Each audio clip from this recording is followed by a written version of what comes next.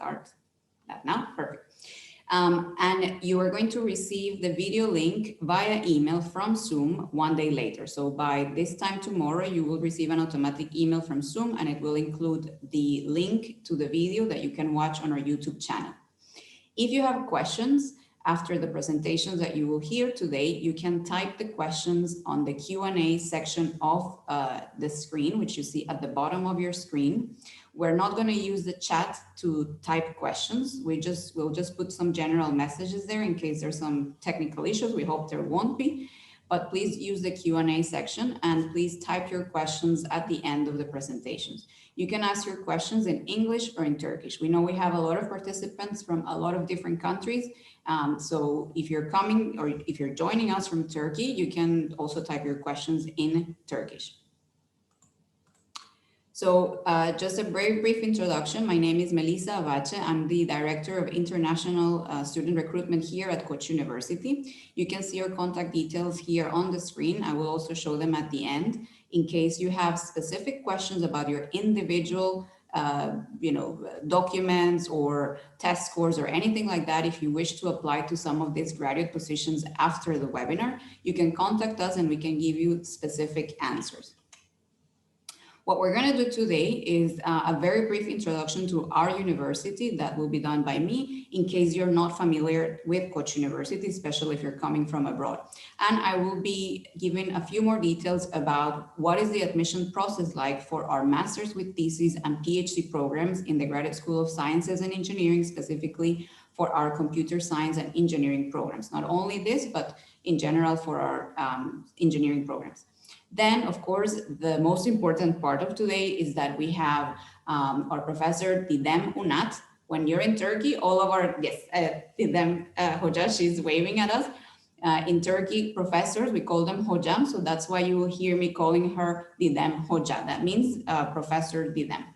So she's going to give us an introduction to her work and the work that is being done at the ParCore lab. And of course, these positions for PhD programs and for postdoctoral positions tied to specific projects. Then, of course, some of you submitted some questions before the webinar. We're going to answer those. One of her students, Erhan Tezcan, has very kindly offered to moderate those questions. And then some of the questions are going to be answered by Didem Hoca. Some of them are going to be answered by other members of the lab. Of course, we will also answer some of the questions you may have afterwards. But I think, there were some really, really good questions submitted beforehand. So we hope that these will answer most of your doubts or questions about the group. Just a very brief overview. Koç University is a young research university located in Istanbul, Turkey. We were set up 27 years ago now to be a center of excellence. So our emphasis is always on excellence of teaching and research, especially. This is why we have grown the number of PhD programs and master programs across 4 graduate schools. And we offer all of these graduate programs in English. So this makes us a very attractive university for international students and Turkish students that want to obtain a degree and basically become very fluent in terms of academic and scientific English. The other key feature, of course, is our faculty, and Didem Hoca is a shining example of the excellent quality of faculty members that we have. 95% of them have graduated or have obtained their PhDs from the top universities, globally. And of course, then they want the best of the best when it comes to their students, both at undergraduate level and graduate level. So I will give a few more examples of this. So as I said, because we were set up from the beginning to become a center of excellence, this has now started to be reflected in different rankings and accreditation. So these are some university league tables that you may or may not be familiar with, but given the size of our university, which is about 7,000 students, 500 plus faculty members, we're doing extremely well within the context of Turkey, in which we're now placed first across many different metrics, and also within the region of Asia or even emerging economies. Now, when it comes to the experience that you will have here as a graduate student or as a postdoctoral research, this is second to none within, again, Turkey and Istanbul. These are just a few pictures of our campus, but online in our different channels, you can find campus tours, like virtual campus tours and aerial tours where you can see all the different features of the university. Our campus is located in the Sarıyer district of Istanbul, which is on the European side, very close to the Black Sea. So that's why you see a lot of blue on the background. There is a beach literally 20 minutes away from our campus. We also have a Koç University Hospital, which was opened in 2014, and this is where we have our School of Medicine and Graduate School of Health Sciences. And this is where a lot of the interdisciplinary research and projects are happening between science, engineering, medicine, and other fields.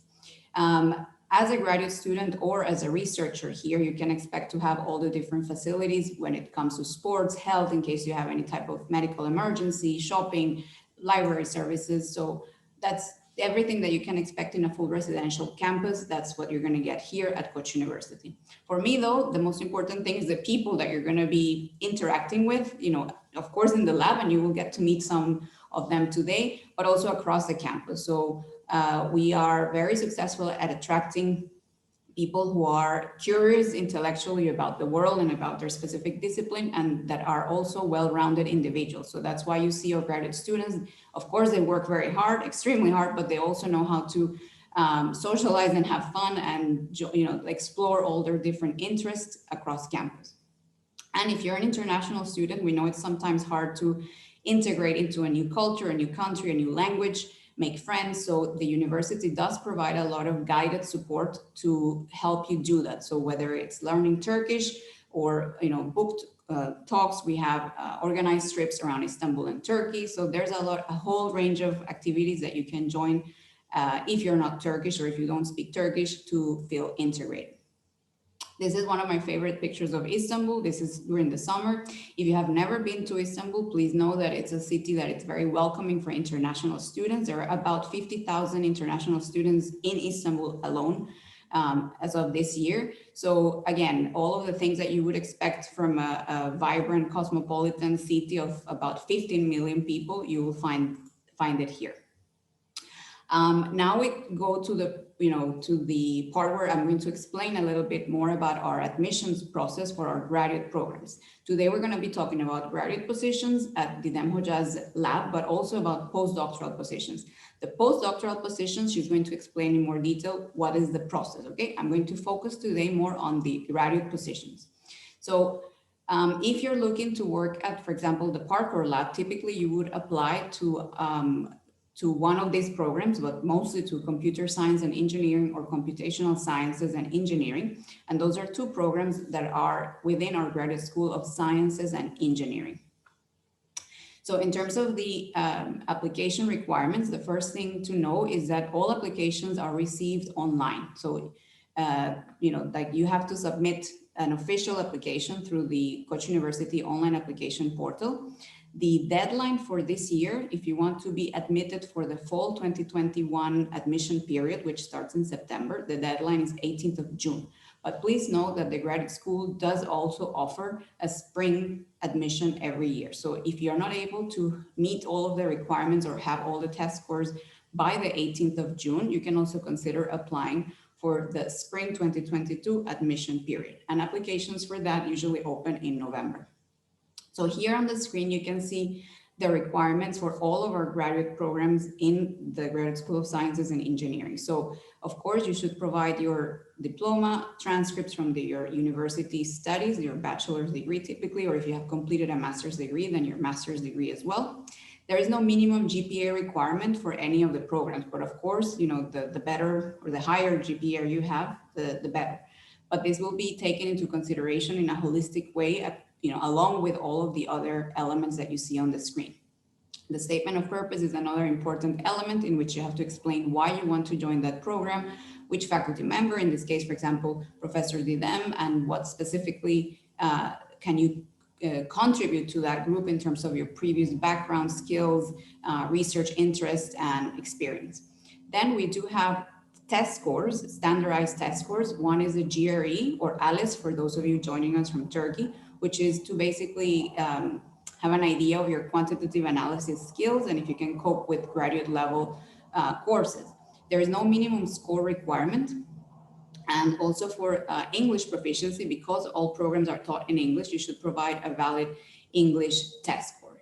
Also, we request 2 or 3 referee contact details who are going to be sent a reference request form so that they can recommend you to the specific program. All of this is explained in a lot of detail on the Graduate School of Sciences and Engineering website, also on our international admissions website, in case you have questions about other tests you may have or validity periods or anything like that.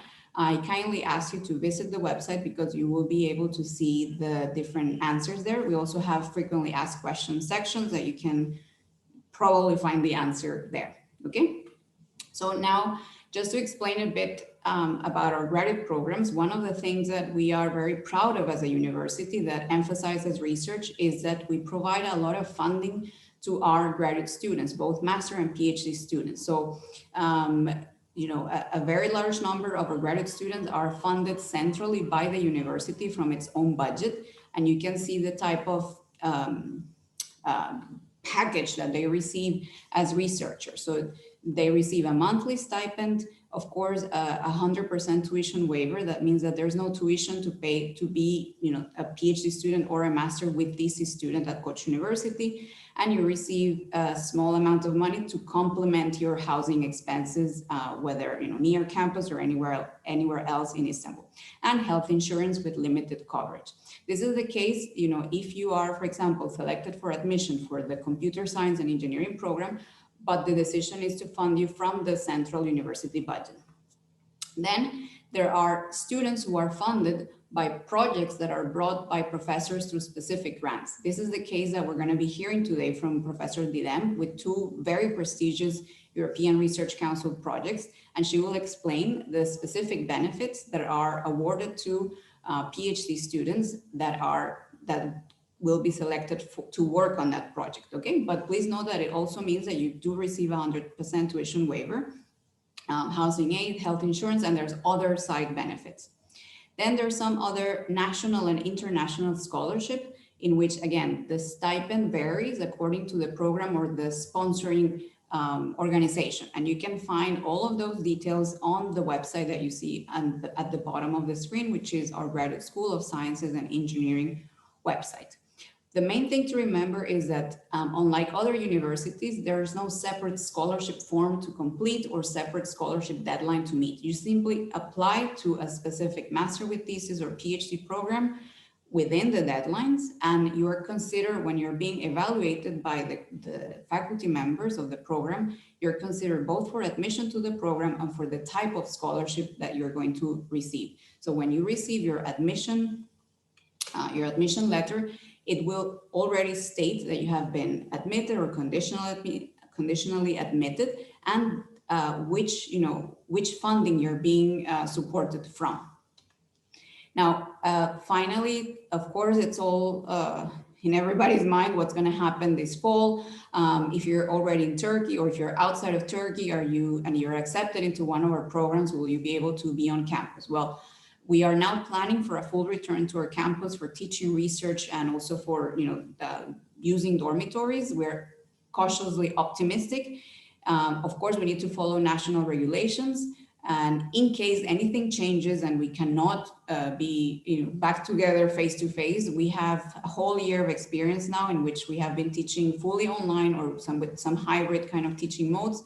And we have been, I think, quite successful at it. So both options are available. So of course, all of this will be communicated to admitted students once more detailed plans are in place. Here we just put a very quick, this is my top 10 reasons of why Koç University is a great university for your graduate studies. You will be able to find the details of this as you start to explore our Graduate School of Sciences and Engineering website and specific laboratory labs like the ParCore lab. One thing, of course, that I want just to mention before I finish is our alumni employment record. So our master students usually find very good positions and in very good PhD programs or postdoctoral positions or faculty positions in Turkey or abroad, or those who want to continue into industry, then they're also working at excellent places where they can apply all the knowledge that they have gained at the university. So that's all from me. Now we come to the best and exciting part of today. So I'm going to ask Didem Hoca to please first open her microphone and to then share her screen. And then we can start with her presentation. Can you see my screen? Yes, we can. Okay. Thank you, Melissa, for the nice introduction. My name is Didem Munat. I'm a faculty at Koç University in the Department of Computer Engineering. And our lab, ParCore Lab, is recruiting. So we prepared this webinar. I hope it will be informative for you and you will consider applying a position in our lab. So let's start to who am I, because if you join our lab, I'll be supervising you for the next couple of years, maybe even more. So I ran second in Turkey when I was entering university in the nationwide exam, and then I joined Boğaziçi University and then graduated from computer engineering in 2006. After receiving my BS, I moved to San Diego to do my PhD. During my PhD, I started working on this exotic architectures like PlayStation 3 or NVIDIA GPUs, but for a different purpose. These architectures are usually used for gaming or graphics, but my interest was different. I wanted to use them for accelerating scientific problems. And I was among the very first researchers who realized the potential in these architectures to be utilized in areas of like high performance computing or in AI. And I developed a programming model and compiler designed for GPUs. After successfully defending my thesis in 2012, I received this prestigious grant from Lawrence Berkeley National Laboratory and became a postdoctoral fellow there. And I was there about a little more than 2 years. During my time at the Berkeley Lab, I became more familiar with supercomputers. I started working with supercomputers, and I designed a programming performance models to evaluate exascale architectures that will appear in early 2020s. After my time at Berkeley, I returned back to Turkey as a faculty and started at Koç University in 2014. I established parallel and multi-core computing laboratory. Our lab has been doing really state-of-the-art research, and that attracted a lot of awards and grants, which I will list some of them here. So I received Marie Curie grant from European Commission in 2015. And then I was also elected as a Young Scientist of the Year by the Academy of Science in Turkey. I recently received a Newton Advanced Fellowship from British Royal Society. All of these successes, because of these, our university president honored me with a year Faculty of the Year in Engineering this year. Okay, so that's me, but we also have excellent team members, ParCore Lab. Let me talk about them a little bit. I've been supervising 1 postdoc, 6 PhD students, 11 master's students, and together we published more than 30 scientific papers. And as you see, our lab is very from very diverse background. Today we have actually some of them with us. Mandana, Mohammed, Ilyas, and Erhan will be happy to answer your questions at the end of my talk. And we have students from all over the world, like including Turkey, Iran, Pakistan, Indonesia, Albania, Kazakhstan, Tanzania, Palestine. So we are very open to international students, as you can see. And all our meetings and conversations, emails, etc., they're all happening in English. So you have to be proficient in English. Okay, so that was me and the lab. Also, let's talk about our projects. I received this grant from European Commission, European Research Council. It's the ERC grant. ERC supports very top researchers from Europe. So this grant is 1.5 million euros, funded for 5 years, and our project is called Beyond More. And ERC projects are really high risk, high gain projects. So there's a very good potential to make really big scientific contributions. And I'm very happy to announce that this is the very first ERC grant received from Turkey in computer science since its established in 2007. So we are very excited about this project. It's going to start in August, so this is a very good time to join to the project. So what is this project about? It's called Beyond More. So let's open up that a little bit. What is here Beyond More means? So in 1965, Gordon Moore, which is the co-founder of Intel, predicted that number of transistors in a chip will double every 2-3 years, 18 months to 2-3 years. So over the 40-50 years, we have this trend continued and hold. So everything was fine. But in 2005, we switched to multi-core systems because to continue this scaling. But last 10 years or so, we really see a slowdown in the growth of performance improvement in processors. So slowly we transition into more heterogeneous systems. Heterogeneous systems means that we have different types of accelerators in a processor, like AI accelerators. We have graphics accelerators. We have video accelerators, stencil accelerators. Different types of processors coexist in a chip. This makes the programming really a headache for the programmer. So this Beyond More project really addresses the most timely and challenging issue of computing because we are entering a new era of computing. We are departing in this Moore era and then entering a post-Moore era of computing. So this project is really about future of computing. How can we efficiently and productively program future computers that are emerging in post-Moore's era? Because I have been talking about architecture a lot, but in fact, this project is not about architecture. This project is about software. We are trying to solve the software side of post-Moore's law problem. We will be developing programming models, compilers, runtime systems, system software in this project. So I'm very excited. Hope you are excited as well, and you consider joining to this project. So let me talk about the second project. The second project is called Sparsity. It is going to develop an optimization and co-design framework for sparse computations. The total budget is 2.6 million euros. This is divided between 6 partners. And the project is also funded by European Commission under the EuroHPC call. And I am acting as the project coordinator for the consortium. So the aim of the Sparsity project is to create a supercomputing framework. It will provide algorithms and tools for sparse computation. When we say sparse computation, you may be familiar with sparse matrices, but we really are interested in sparse data structures like graphs. Graphs are also a big part of this project. So we are planning to apply these solutions in HPC and in AI. So we have 6 partners involved in the project. Koç University is leading the consortium.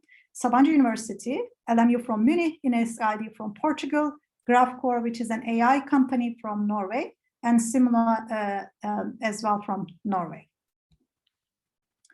So both of our projects were really attracted a lot of attention from media. In fact, one of the newspapers put us in the cover, calling me Super DDM because I'm working in a supercomputing area. And also a major newspaper, Sabah, had an article about our Beyond More project. Another magazine listed me as one of the brilliant women in Turkey. And if you haven't watched, I suggest go to YouTube and then search my name. You will find out my TEDx talk on supercomputing. It's in Turkish, so maybe you can practice your Turkish with that. Okay, so we are really well connected with the world. As you know, we are located in Istanbul, Turkey, but we have collaborators, different universities, research labs, and industry in the world. So let me give some examples. I'm currently working with Paul Kelly from Imperial College London. Another project we are actively working with ParCore. We are having an ongoing work with Dr. Wahid from ICE Japan. We just finished a project with Saudi Aramco in Saudi Arabia, and we are going to start a new project with Barcelona Supercomputer Center located in Spain. And we have multiple collaborators from US like Berkeley Lab, Argonne Lab, and Uber Technologies. So as you see, we are well connected with the world. We are not, that also shows that we are really doing state-of-the-art research in our lab. So this is just an example of our collaboration meeting. We just did this meeting on Monday this week. So this is a very fresh picture. So let's talk about the benefits. Melissa mentioned the benefits a little bit, but those are university provided fellowships. So if you're admitted to my lab, you will be funded by our project. So that means you have even more better benefits. So we offer 7,000 lira per month for PhD students. So this is almost double amount what the university generally offers, and 4,000 lira for MS students. So this is a very good incentive to apply for PhD. And there is, by the way, you can directly apply PhD. You don't need to hold MS degree to be able to apply for PhD program. And there's a raise based on performance. We also provide housing or housing aid to students. Note that these are full-time positions and there's no tuition fee, as Melissa mentioned. So there is also other benefits because you are funded from my project. We have a large travel grant, which means if you have a paper accepted to a conference, we cover all the expenses like flight or registration, hotels, etc. There is a health insurance and meal cards for students. There is also computation grant, which I will mention in a second. So our research really requires accessing the top high-end architecture. So on campus, we have the second largest GPU cluster located in our campus. We also have access to top supercomputers in the world through our collaborators. Our lab owns the state-of-the-art servers based on ARM, Intel, AMD, and we are in the process of purchasing high-end FPGAs and 800 GPUs. Okay, so if these are all exciting and you're interested in applying, here are the next steps. First, fill out the pre-application form on my website. You should do this right after the webinar while everything is fresh in your head. You can go to my website on /jobs. There's a pre-application form. Please fill that. It just asks 5 questions. It should be very easy to fill. If you're a graduate student, then apply for the graduate student position at Koç University. Melissa mentioned how you should do that. Mention my name in your statement of purpose. This is very important. You select area of your interest as supercomputing and systems and AI, because we get close to 1,000 even more applications, and very hard to find you in those if you don't select these in your research area and mention my name in the statement of purpose. And I should say that there is no requirement, we don't require any background in parallel computing or high performance computing or in supercomputing. Most of my students learn these after they start. Of course, if you have background, it's a plus. You should mention that in your application. So for the postdocs, again, fill the pre-application form on my website. Postdoctoral researchers, directly send me an email with your application files, including your CV, publication records, and other informations you would like to provide. We do have a requirement for the postdoctoral researchers. We require you to have experience in parallel programming and accelerator programming or development of system software. We will start evaluating the applications just like tomorrow. So don't wait till last minute. I expect a lot of applications, so I will start early processing them. And the qualified candidates we will invite for an online interview. And one of you was asking, when will you hear for the results? I plan to do interviews in June. So if you are selected, of course, the university needs to approve your admission, but we can informally notify you that we will extend an offer if you're expecting another offer somewhere else. So that's how we will proceed. Okay, that's all from my side. Very excited. Hope you got excited by learning about these projects. So now we can resume with the Q&A. And we collected actually some questions during the registrations. We can start with those, and my students can also help answering them. Thank you. Sure, I think I can take the stage. Yes, sure. So, like Didem just said, we had collected some questions from your forms and some of which came from mails. So the first question I have is, what are the necessary skills for these positions? Okay, so in terms of necessary skills, if you are from computer science, computer engineering, or related majors like software engineering, information technologies, etc., you probably took courses like operating systems, computer architecture, data structures, or algorithms. Then your background is already, skills are sufficient. But if you're not from those fields, let's say you're from electrical engineering, we expect you to have background or knowledge in operating systems, the courses that I just mentioned. So our research really requires these areas, expertise in these areas. But again, there's no need to have a parallel computing background. Mm-hmm. So, and before I move on, just for a reminder, please ask your questions to the Q&A section, and please ask related to laboratory, because the admission questions, they also have their answers on the website, or you can mail the Koç University department related to that. So the next question is, how is a typical week at ParCore Lab? And Ilyas will answer that.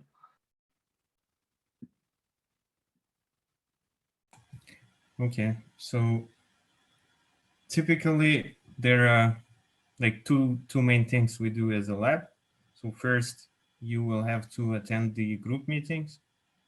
There we usually like one of the lab members presents the progress he has at that point, and it's quite useful for just getting some input on whatever you're doing, not to get stuck in like tunnel vision. We also usually on that meeting, we discuss a paper somehow related to the research that this person presenting the progress is doing. The second thing is that you will have one-to-one meetings with professor. So that again allows you to not feel sort of lost. And other than that, you might also have meetings with the people you're collaborating with. And also recently we started holding monthly invited guest meetings. So we are getting some ideas about the research that other people with experience are doing as well. So it's not only our professor who is one of the people with experience working with us and sort of directing us. We get some input from other people as well. So. Yeah, so I can add to these invited speakers. So we recently started this invited speakers, and they are really top in their area. And this is kind of an informal meeting because they present and we ask these questions to them. It's very, close environment. And so, for example, this month we are hosting Tan Nguyen from Lawrence Berkeley Lab, and then next month we are hosting Milin Chabi from Uber Technologies. So we can have. So I can go to the next one. Yes. So this is the one of the most important questions. So how do you decide on the research topic?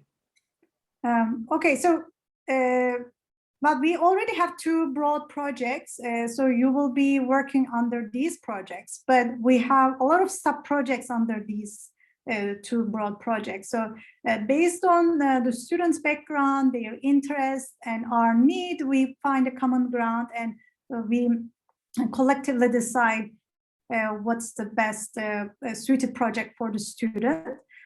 So we start with that, and then along the way, if a student is not happy or we are not happy with the progress or it's not going anywhere, so we tend to change topics. But we usually research really requires perseverance, so we tend to pursue one topic for a while and then consider changing the topic. But as I said, these two projects are well thought, well planned, so there are a lot of sub projects, interesting parts in each of them.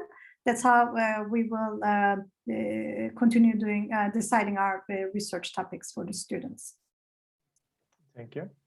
So the next is what to expect from the first year, and Mohammed will be answering this. Okay, I think I can answer it because I am about to finish my first year. So in the first semester, I was paired with a more experienced lab member, and I started to do research with her, and we published the paper. And in the second semester, after she graduated, I started to extend her work, and like I think it was last week we submitted a paper for it, and now I'm working on I'm gonna start a different research project. So you are starting to do research from day one. That's what I can say actually. If you have any specific questions about first year, I would be glad to answer it. Mm-hmm. Thank you. I hope there is one question that I can quickly answer. Is the postdoc position accompanied with work permit for international applicants? The answer is yes. So it will require work permit, and we handle these with our HR department. Melissa can correct me if I'm wrong. Yeah. So we do have, it's handled both by the Human Resources Department, and we have a dedicated team in the International Community Office that they deal with all work permits and student residence permit for international researchers at the university. And you can get in touch with them anytime if you have any questions about the status of your application, and they follow up, pretty well in terms of, getting you your permit as soon as possible. Mm-hmm. So you will be legal completely, yeah, so there's no issue in that. Thank you. So the next is, what is the expected research outcome? Okay, so we are really research-oriented university and research-oriented lab. So we are, I expect, of course, students to be very productive in their research. First year, students get familiar with how to do research, but as Mohammed said, you start working in day one. Sometimes even minus, because some students are so excited, they want to start early in the summer, they want to start reading, etc. So the research outcome, I would say maybe on average one publication a year. We do submit top conferences and top journals, so these are really, we are aiming always the highest in our group. Thank you. Thank you, Hocam. So the next is, what is the nature of collaboration with other researchers? And Mandana will be answering this one. Hello, everyone. So I collaborate with our collaborator Wahid in Japan. We usually have these bi-weekly meetings that we discuss my progress and obstacles. As Ilyas said, not to be stuck on something. So right now we are about to write a paper, and I was actually going to visit the lab in Japan, but because of the pandemic, it got postponed. So yeah, this is the nature of collaboration. So Thank you, Melissa. we have a lot of active collaborations. Some of the collaborations we actually have our students visit this international collaborator in the summers or in the winter break, etc. So I had my student visiting Berkeley lab and Norwegian lab, but because of the pandemic, we kind of continue remote collaboration at the moment. Thank you, Hocam. So, and how are the job opportunities after graduation? So once you have a PhD degree, no matter what area, you will have no problem finding a job. But having a PhD in parallel computing or in our area also opens up a new area of research opportunities for you, especially in Europe. This is a high demand job, high demand expertise. People are looking for people who have a background in parallel computing, because there is no architecture right now without any parallelism in it. So this is very prestigious area, and it will be a very good addition to your CV as well. I see a lot of questions about this TOEFL and GRE. So let's open up a parentheses there, because so it is a requirement by higher yes. So you have to provide these scores, but if you haven't taken these scores, I encourage you still apply, indicating your intention to take the exams in the summer or sometime as soon as you can. And we provide a conditional accept to those students, meaning that you will take the exam and report to us once you meet the requirement. But it doesn't prevent you to apply. But if you have the scores, it will boost you up, because we will say, okay, the student has meets all the requirements, right? Anything to add, Melissa? Yeah, so right now, of course, both the GRE and TOEFL are also being offered as at-home tests that you can take in case the country you're in does not have any test centers open or test dates available. So if you're able to take the test at home, that edition, you can take that and submit your scores before the deadline. But as Didem just said, if you don't have that, the important thing is that on the application form, you can indicate the situation that applies to you.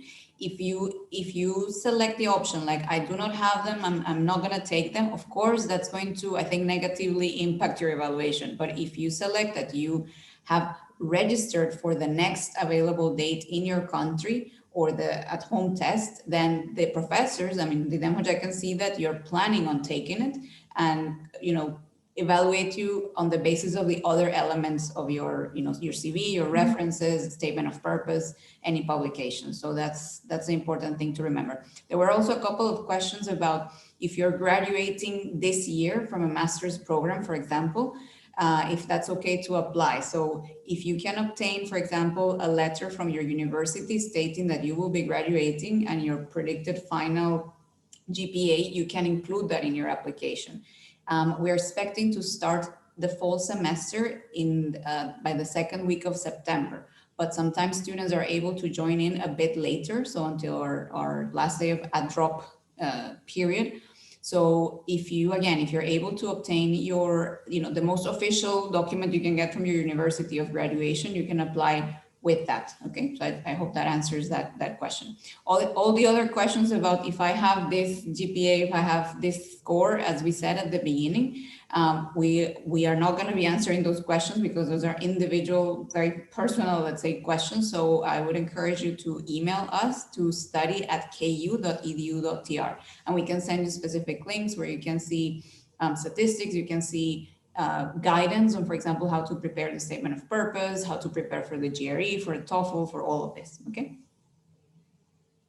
So, and about the job position, like if you go to the ParCore Lab website under members, you can see the alumni. I see a lot of your students have gone to Chalmers University So yeah, I mean, you can see all of the details of, where people from the lab Yeah. have gone on after they have completed their time. Yeah. So in terms of job opportunities, I should mention some of our alumni. Some of them became faculty in Turkey. Some of them went to Europe to pursue education further. Some of them went to US, for example, Virginia Tech, Michigan State. And some of them joined industry companies, and probably he's making more money than I do right now. And some of them returned back to their countries and became a researcher, research manager, or a project manager there. So there are a lot of good opportunities after you finish your degree here. There was one question. I suggested you fill out the form on my website, but we haven't started processing those. We wanted to wait for the webinar. Starting from tomorrow, I will start processing those applications submitted through my website. Thank you, Hocam. So we also had a lot of questions about how is life in Istanbul and Koç University. So we kind of covered this at the start, but I should emphasize on that as someone living there. And so Istanbul, like it was mentioned, is great for it's a multi-international city. Like you have lots of different cultures you can see here. And for Koç University in particular, we saw that it's kind of like at a suburban area. You can see the sea, but that doesn't mean that it's hard to get to the city. It's easy. The transportation is easy. And within the Koç University, you have lots of activities that you can do as a student. I personally spent 5 or 6 months due to the pandemic, even though I'm enrolled for 2 years. But even in that short time, I had lots of time spent on music. For example, I hosted a radio channel. I played in a band. We had a studio. So these are all accessible. And this also implies that you can find time to do that outside the research too.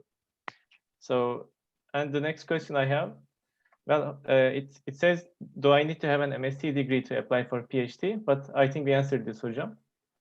You don't have to have a master's to apply for the PhD. You can apply directly to direct PhD program. I should also mention maybe the number of openings. There's not an exact number of students that we are aiming, but maybe 5, 6, maybe 10 if we get a lot of good applicants. But I should stress that in terms of MS versus PhD, we will take probably 1 or 2 MS, but 5, 6 PhD students. So I really encourage you to consider applying for the PhD program. And there is a question, one of the applicants applied in our Kudrim website, and whether you can modify your application to indicate my name in your statement of purpose and select the majors. Melissa mentioned that you can apply a computer science and engineering program, but also computational science and engineering. If your background is from computer science, I encourage you to select the computer science and engineering program as your graduate school program. Mm-hmm.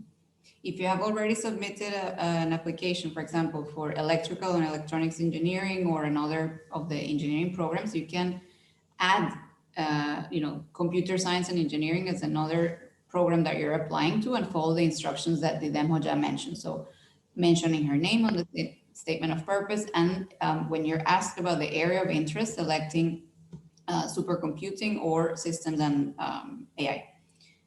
There was a question, again, related to, I think, for postdoctoral positions, about whether spouses are also supported in terms of the visa. The answer is yes, in the sense that the International Community Office provides guidance to to the researchers about what they need to do, how to fill out the form for applying for a residence permit for spouses and children here in Turkey. The process is actually not that complicated when you compare it to some visa processes for other countries like the UK or the US. It may take a bit of time, especially, of course, this year because of the pandemic conditions, but it's a certainly fair, straight process. It's just a bit of patience that you need to have after you have arrived. And the very important thing is that depending on your citizenship, you may be able to enter Turkey first with a normal tourist visa, or even your country may be exempted from needing a visa to enter Turkey. In this case, you enter as a tourist, and once you're here, the International Community Office also applies for your work permit and provides guidance for your family members on how to apply for their relevant residence permits. Thank you. There is also a question about how many positions available for postdoctoral researchers. More than one, 2, 3, or 4, even if we have very good candidates.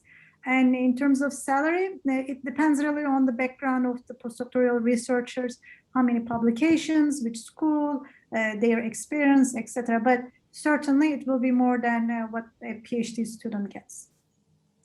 So next we have, are we supposed to do TA-ship, so which is teaching assistant? Yes, you do. Mohammed, do you want to answer that question? Because you really like being a TA. Can you repeat again, because I was checking the question. So are we supposed to do TA-ship? Yes, each semester you need to do TA-ship. Actually, you get to do TA-ship, I would say, because I like the process of doing TA-ship, even though most people don't like it.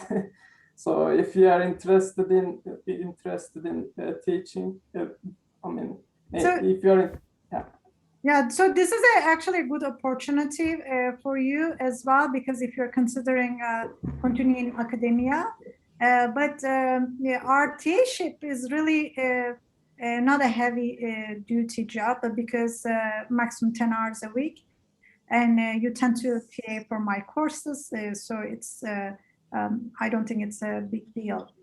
Yeah, but if you want to have more responsibilities, you can basically ask for it, and most of the professors are really understanding about it, and they may give you more responsibilities. So but of course, if you think that it is a burden for you, I mean, 10 hours a week is not that much. Mm-hmm. So there's a question about postdoctoral researcher requiring a GRE or TOEFL scores. We don't have such a requirement. Someone at the postdoctoral position, we already think that they accomplish quite a lot. So we interview with them.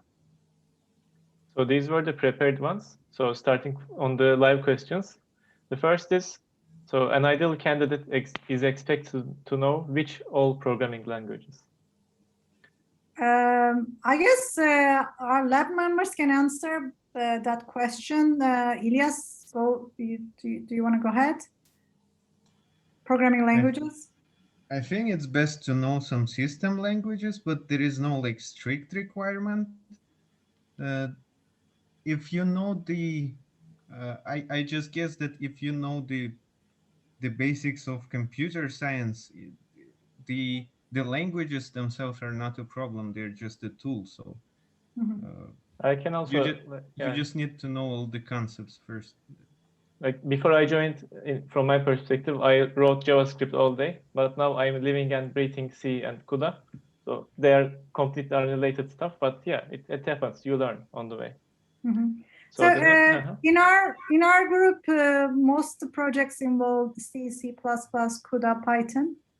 So those are the most used languages in our group, but who knows, maybe we will switch to something else. Okay. So the next I can ask, it's an anonymous question. With no prior knowledge of parallel computing, how should one prepare for the interview if they get selected for them? So your interview is based on your experience you did since you left high school, or you even started your education. So I'm not sure how to answer this question. It's a life learning experience, spending all your life. So not sure how I can answer how you can get prepared for the interview. So just be relaxed at the interview, I would say.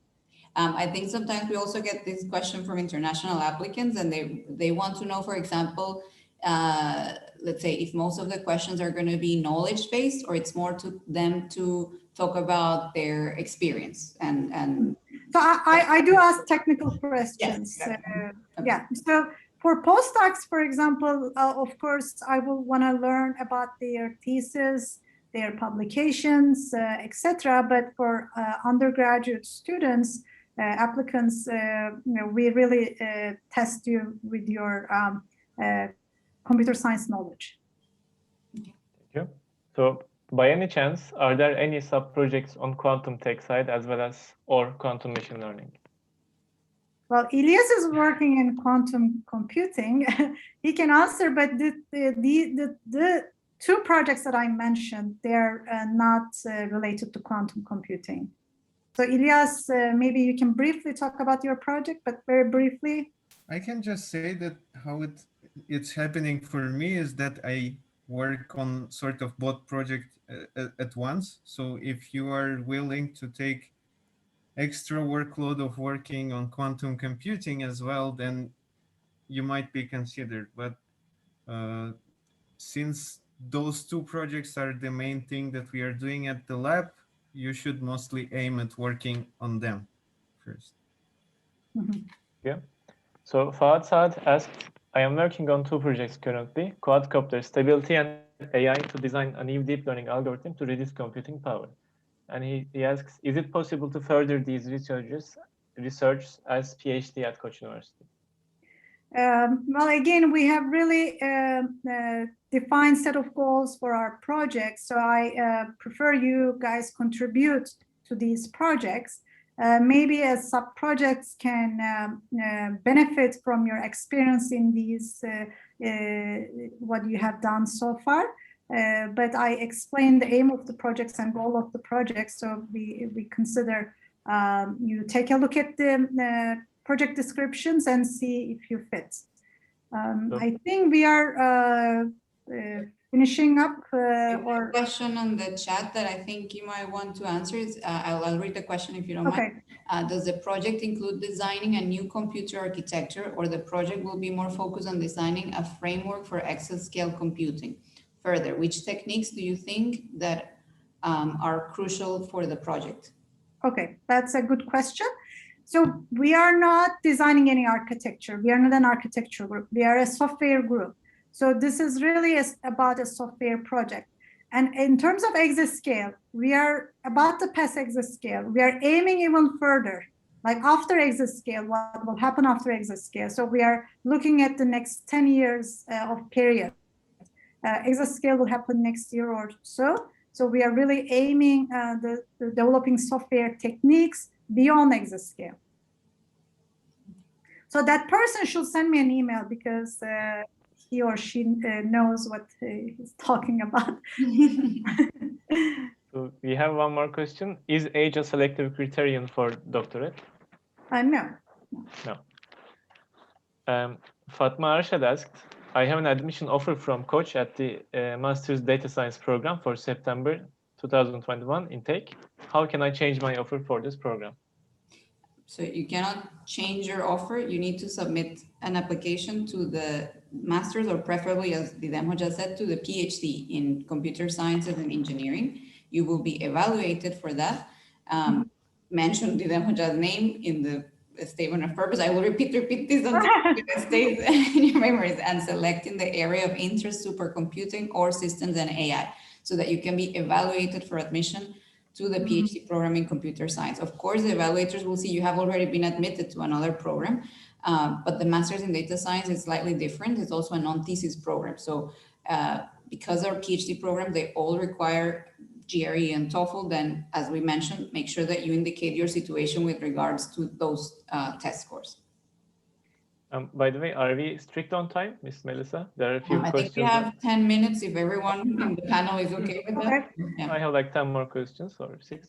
So the PhD offered, is it industrial-based PhD? That's the question. I think in Europe, there are industrial-based PhDs where you go work in industry. I'm not 100% sure about that, but we are a research university. Our program is research-based, so maybe the short answer, no, it's not an industrial-based position.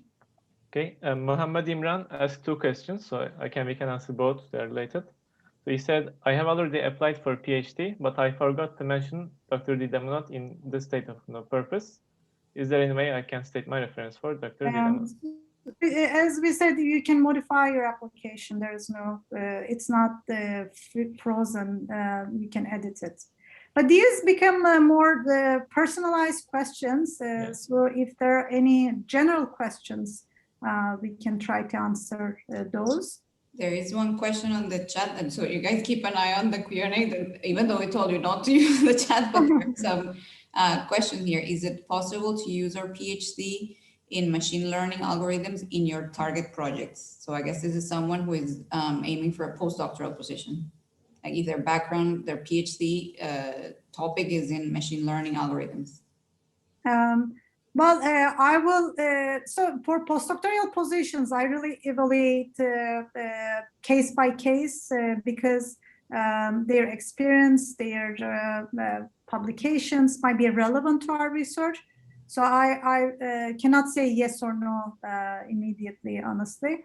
So that person should send me an email with their contact, application files. So we have a question. Is there any procedure or allowance for visas for, oh wait, we answered this. It's the spouse question. Yes.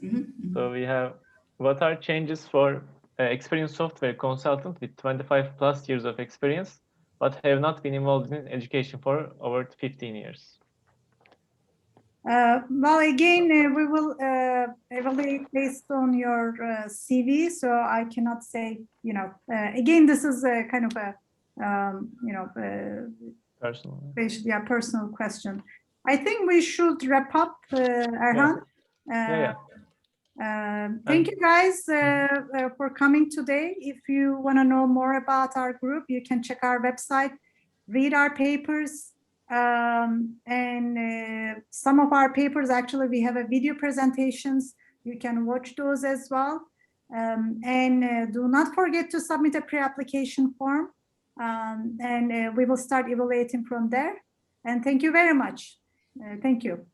Thank you. I just typed on the chat the address for the ParCore Lab website. So that's where you will find the pre-application form.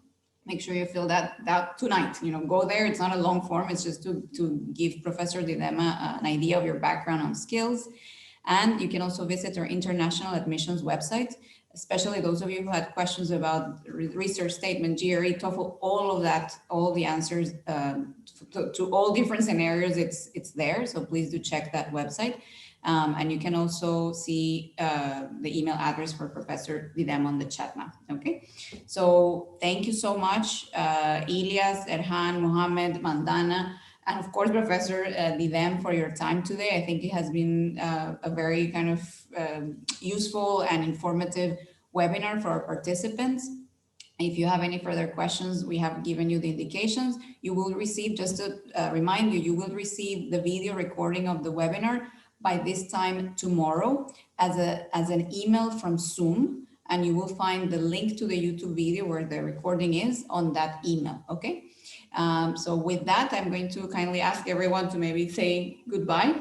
Thank you. Thank you for coming. Webinar. Okay, thank you very much and stay safe.